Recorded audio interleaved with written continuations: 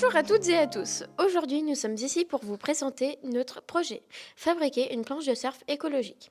La plupart des surfs sont fabriqués à partir de matériaux plastiques non recyclables qui contribuent à la pollution de nos océans. Semestre, Madame Langlais, l'établissement et ainsi que nous avons décidé d'agir pour fabriquer une planche de surf écologique avec un matériau renouvelable et respectueux de l'environnement. Marilou, peux-tu montrer quelle forme et quel matériau écologique avons-nous choisi pour notre surf? Nous avons choisi le liège car c'est un matériau naturel que l'on trouve sur les arbres. De plus, sur l'île d'Oléron, on collecte tous les bouchons de liège.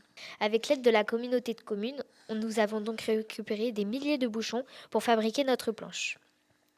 Après plusieurs essais, nous avons donc choisi de coller un bouchon de champagne central et 7 bouchons normaux tout autour.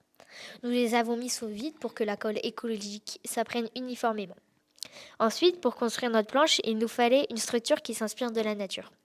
Nous avons donc choisi la structure du nid d'abeille, car sa forme hexagonale permet des assemblages faciles. Nous avons ensuite assemblé plusieurs structures entre elles. À partir d'un patron de surf, on a donc établi qu'il nous fallait environ 240 structures. Ouh là là, mais entre les bouchons, la colle et tout le reste, tout cela semble lourd, non? Matt, peux-tu nous montrer si tout cela va résister? Donc, nous savons qu'une planche normale de surf pèse à peu près 6 kg. La nôtre, le poids va être un grand facteur dirigeant dans savoir si le projet sera réalisable ou pas. Donc, pour connaître le poids, on a fait une estimation rapide en prenant une moyenne des structures. Bien sûr, tous les bouchons n'ont pas exactement le même poids. Et après le calcul, on a trouvé une moyenne d'environ 52,9 grammes par structure. On n'avait plus qu'à multiplier ce chiffre par le nombre de structures de la planche. Et on a trouvé que la planche doit faire environ 12 kg.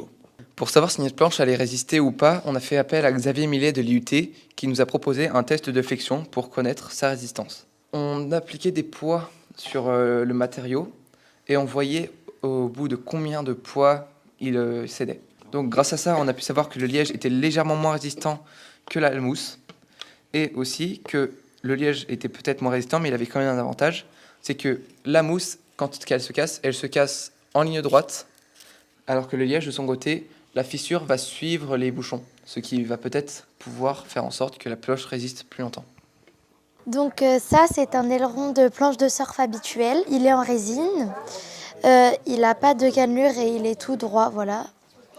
Et ça, du coup, c'est l'aileron qu'on utilisera avec des cannelures et en contreplaqué.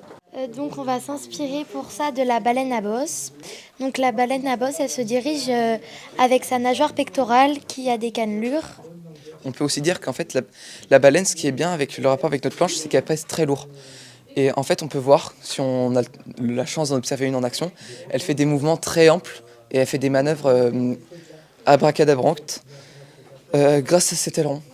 Sa nageoire, qu'on va essayer de reproduire pour voir comment ça peut fonctionner et finalement essayer de faire en sorte que la planche puisse mieux se diriger pour compenser le poids. Donc, suite à la visite de Lensmar, on a amélioré notre soufflerie en s'inspirant des inventions de Gustave Eiffel. Cette partie-là, c'est le convergent. C'est pour faire accélérer l'air qu'on a canalisé avec des petits tubes là, plein de petits tubes qui sont 10 fois plus longs que larges pour canaliser l'air et qu'il n'y ait pas de turbulence à l'intérieur. Ça, c'est notre chambre d'observation pour regarder notre aileron. Et grâce à un petit morceau de bois là, je peux le tourner pour qu'on puisse voir à partir de quel angle il va le décrocher. Et au lieu de pousser de l'air comme on l'avait fait avant, là on va aspirer de l'air avec le ventilateur. On l'a mis dans l'autre sens. Du coup, ça nous a permis d'augmenter énormément la vitesse de l'air. Et donc les fils sont beaucoup plus droits et c'est plus simple pour faire des observations.